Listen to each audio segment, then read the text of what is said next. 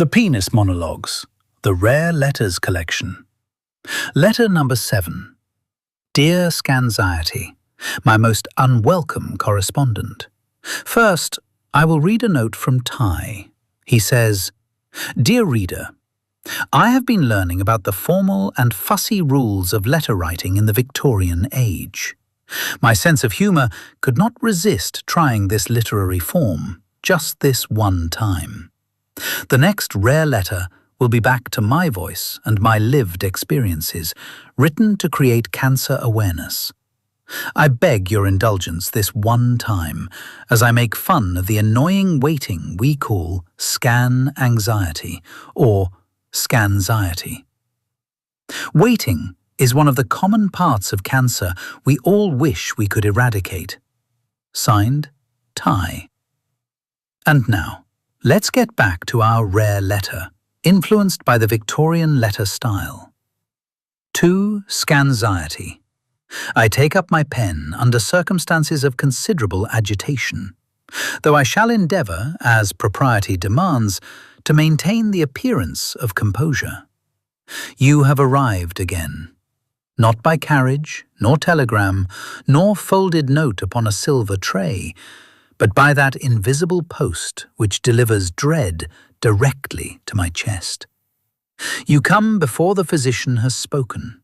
You come before the scanned image has been read. You come before the truth has taken off its hat and entered the room. You are not the scan itself. You are the waiting. You are not the radiologist's impressions or report. You are the interval. You are the strange little empire that rises between the appointment and the results, a dim corridor between inquiry and answer. You are the rustle behind the curtain, the footstep on the stair, the sealed envelope placed upon the mantel and not yet opened. You arrive without invitation, usually before the envelope is even opened.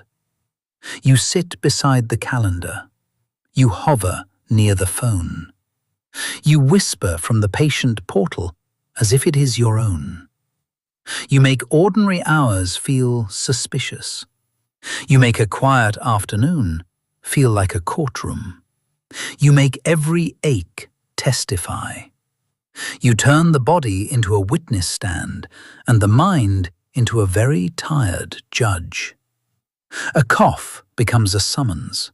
A shadow becomes a verdict before the court has convened. Sir, Madam, Spectre, or whatever name you prefer, I must inform you that your manners are deplorable. You sit too close. You speak out of turn.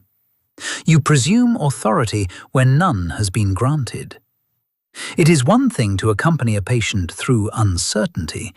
It is quite another to crown yourself monarch of the mind and preside over a trial for which no evidence has yet been entered. Cancer has already taken liberties. It has entered private rooms. It has touched sacred places.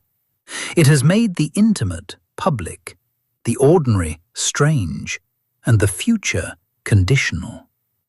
And now you, Scanxiety, would like to take the waiting too. You would like every quiet morning to belong to you. You would like every calendar square to tremble. You would like the patient to live not in the present day, but in some imagined verdict that has not yet been written. I must object. With all due respect, and with none at all, I must object.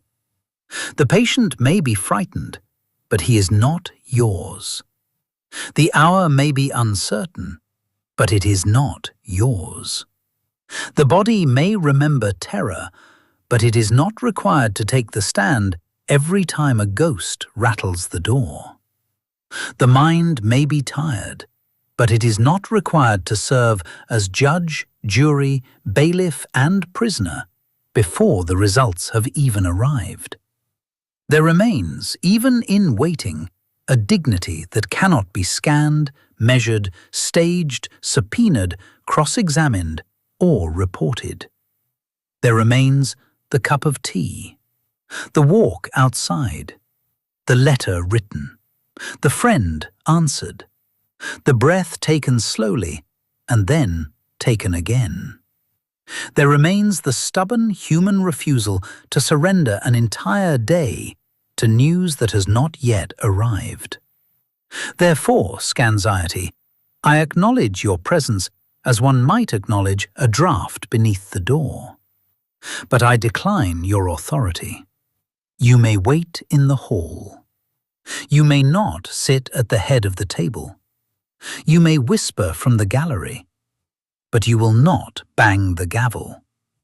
Be off with you, and make room for our much-anticipated results. This rare letter was penned by Ty Creighton and read by Artlist.io. And remember, early eyes save lives.